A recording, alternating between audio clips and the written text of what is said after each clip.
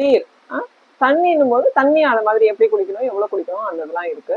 நல்ல தண்ணியா குடிக்கணும் அது. அப்புறம் நெருப்பு அப்படிங்கிறதுல வந்து நம்மளோட உழைப்பு அது வரும்.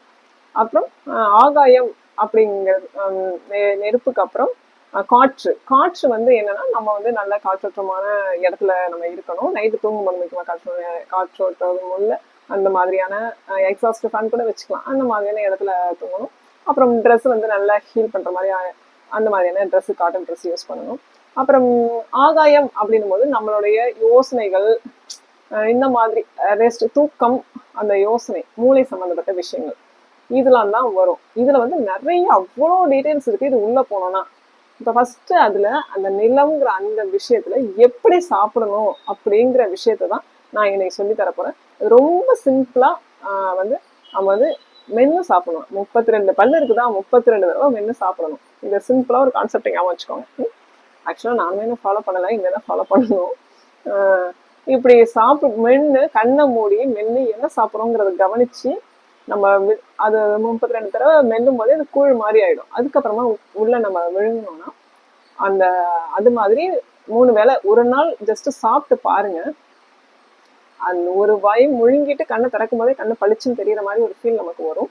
அந்த 3 வேளை அது மாதிரி சாப்பிட்டு பாருங்க. சாப்பிட்டு பார்த்தாவே உங்களுக்கு டிஃபரன்ஸ் தெரியும்.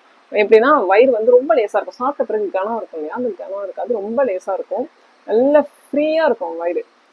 அப்புறம் வந்துட்டு நமக்கு மோஷன், ஃப்ரீ மோஷன் இருக்கும்.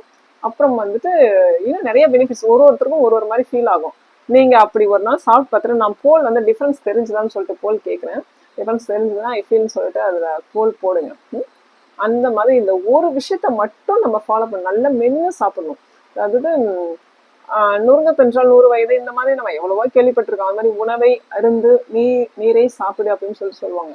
உணவை குடி, அதாவது உணவு வந்து கூழாக்கி முழுங்கணும். தண்ணியை வந்து வாயில வச்சு மெதுவா சாப்பிடணும். இப்படிலாம் செஞ்சாதான் நமக்கு நல்ல உடம்புல சேரும். பல்லு வந்து வாயில தான் இருக்கு, நம்ம வயிற்றுல பல்லு கிடையாது. ஸோ நம்ம வாயில தான் மென்று சாப்பிடணும். நம்ம சாப்பிட்ற சாப்பாடு வந்து கார்போஹைட்ரேட் நல்ல செரிக்கிறது வந்து வாயில உள்ள என்சைம்ஸ்ல தான் கார்போஹைட்ரேட் செரிக்கும். அடுத்த லெவல் தான் வந்துட்டு இதுவா குளுக்கோஸ் மாறுறதுக்கு நெக்ஸ்ட் லெவல் தான் வந்து வயிற்றுல போயிட்டு அதுக்கான என்சைம்ஸ் வயிற்றுல தான் இருக்கும்.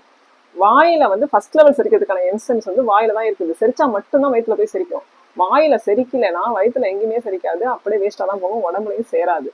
அது கெட்ட குளுக்கோஸா மாறும். கெட்ட குளுக்கோஸ் தான் நமக்கு எல்லா பிரச்சனையும் வருது.